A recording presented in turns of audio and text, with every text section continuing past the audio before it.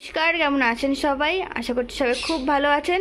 আজকে মোহিনী একাদশীর ব্রত কথা। বৈশাখ মাসের শুক্লপক্ষে শ্রী মোহিনী একাদশী। যুধিষ্ঠির কহিলেন, ওহে জনার্দন, বৈশাখ মাসের শুক্লে যেই একাদশী হন, কিবা নাম, কিবা ফল, কি মহিমা তার বর্ণনা করুন। হরি নিকটে আমার শ্রীকৃষ্ণ কহেন, শুনো ওহে নিপমণি, সেই একাদশীর নাম ধরে মোহিনী।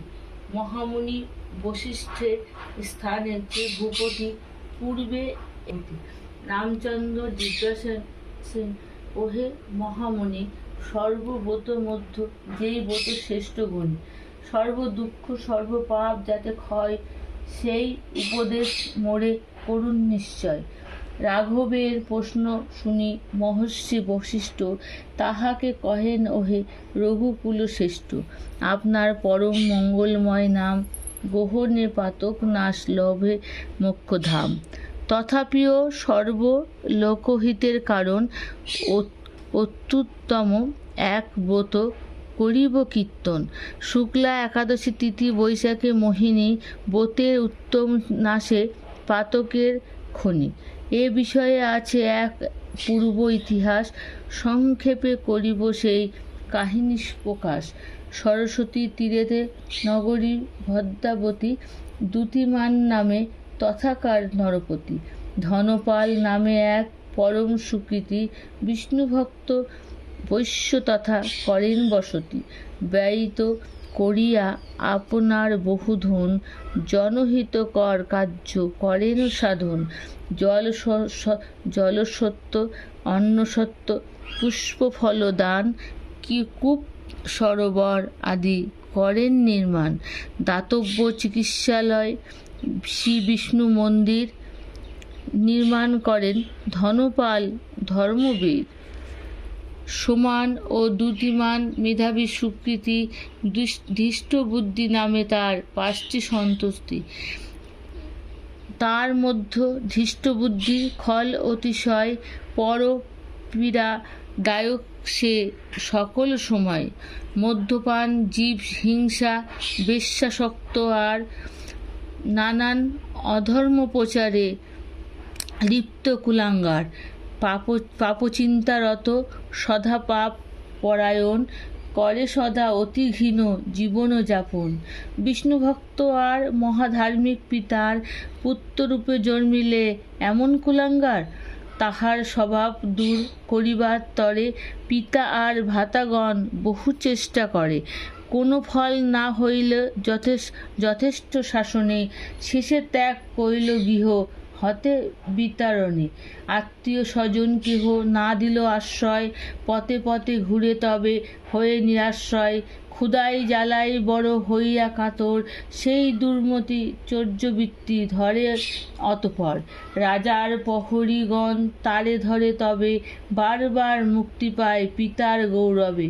কিন্তু একবার পাপ করিলে এমন, যাহাতে নিপতি দণ্ড দিলেন ভীষণ, করিয়া শৃঙ্খলাবদ্ধ রাখে কারাগারে, প্রহরী গণের দ্বারা ভীষণ প্রহারে।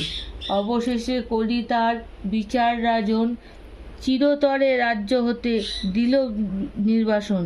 নির্বাসিত ধৃষ্টবুদ্ধি ভ্রমে বনে বনে, ক্ষুণ্ণবৃত্তি করে নানা পশুর নিধনে।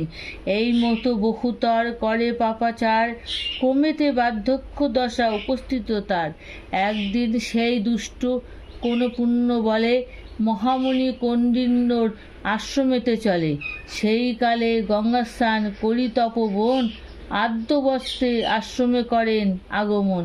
মুনির চরণ তলে হইয়া পতিত, ধৃষ্টবুদ্ধি প্রণমিল ভক্তির সহিত।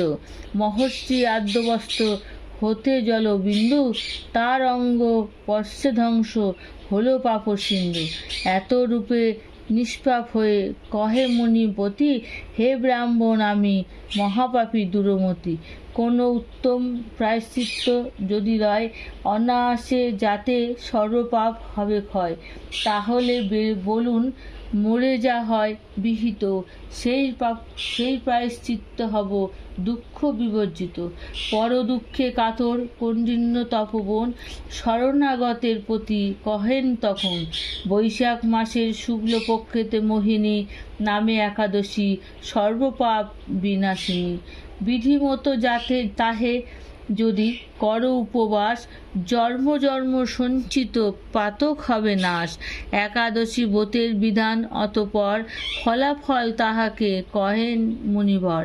মুনির বচনে তবে হয়ে শ্রদ্ধান্বিত, সেই ব্রত দৃষ্টবুদ্ধি সাধে যথোচিত। ব্রতের প্রভাবে তার সর্বপাপ দূর, দিব্যরথে চলি গেল বৈকুণ্ঠের পুর। হে রঘুকুল তিলক, অজ্ঞানজনিত যত পাপ সেই ব্রত হয় বিদূরিত। বহুতর যজ্ঞদান কিংবা তীর্থস্থান, কভু নহে এ মোহিনী ব্রতেরও সমান।